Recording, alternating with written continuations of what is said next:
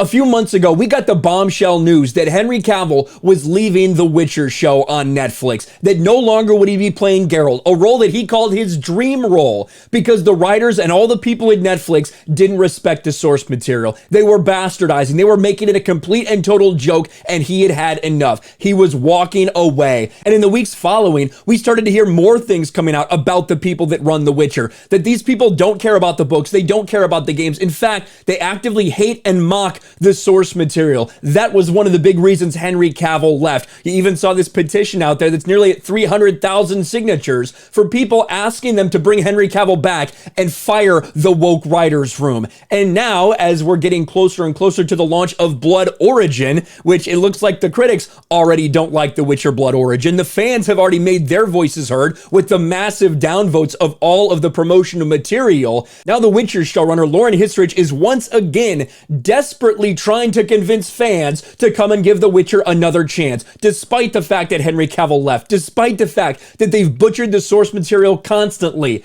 Now, what are they saying in light of this? Oh, crazy, more lies. The Witcher Season 3 is a one-to-one adaptation of the books. The Witcher showrunner Lauren Hissrich assures Season 3 of Netflix is a one-to-one adaptation of Time of Contempt. It's very interesting, isn't it, that all of a sudden, all of this discussion about not respecting the source material, and they come out and say this to do damage control, to desperately try to convince fans that no, it must have just been a Henry Cavill problem. We saw that fake story that got out there and immediately got debunked, trying to say that Henry Cavill was really the problem. Nobody buys your bullshit. And just like this, Lauren Hissrich, nobody buys this bullshit anymore. One of the biggest criticisms Netflix The Witcher's faced from a vocal number of fans is that it's deviated heavily from the novels, including one of those fans being Henry Cavill. That's why he left. It's hard for me to believe that if Henry Cavill's issues were resolved, right? If all of a sudden they did start following the source material, why would he up and leave like that? Makes zero sense, and it's why people don't believe this.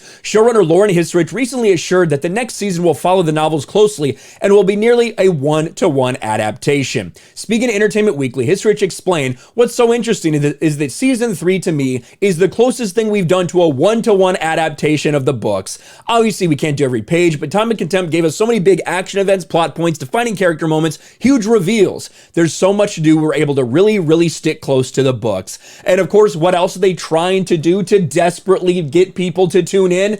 They're saying it's all about Henry Cavill. He's going to be so incredible in this. Henry, we're going to give him a heroic send-off. Don't worry. Maybe it's because they know that's the only reason so many people have stuck to watching it in the first place. That's the only reason people had hope in it. And now that he's gone, all hope is lost. The Witcher boss called Season 3 the most heroic send-off for Henry Cavill before recasting.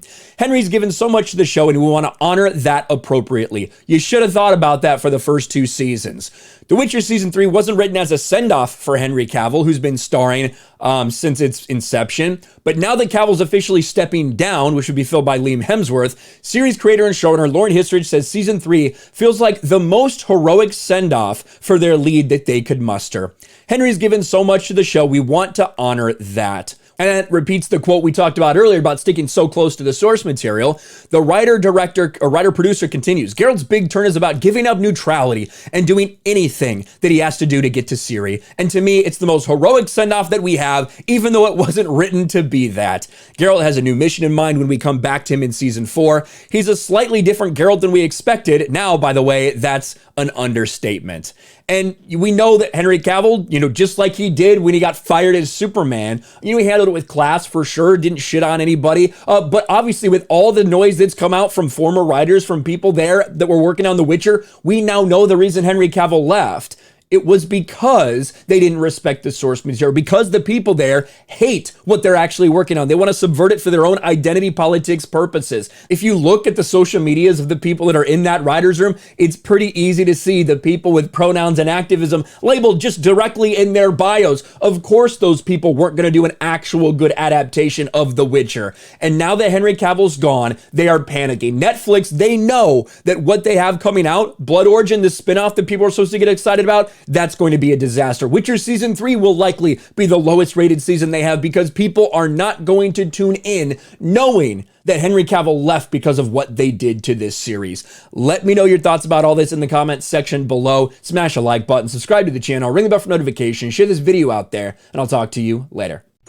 Thanks for watching, everyone, and a huge shout out to my patrons. I appreciate you guys so much. Want to follow me on Twitter or Instagram? Check out the description below. You'll find links to my P.O. box and my Patreon as well. And I'll talk to you guys later.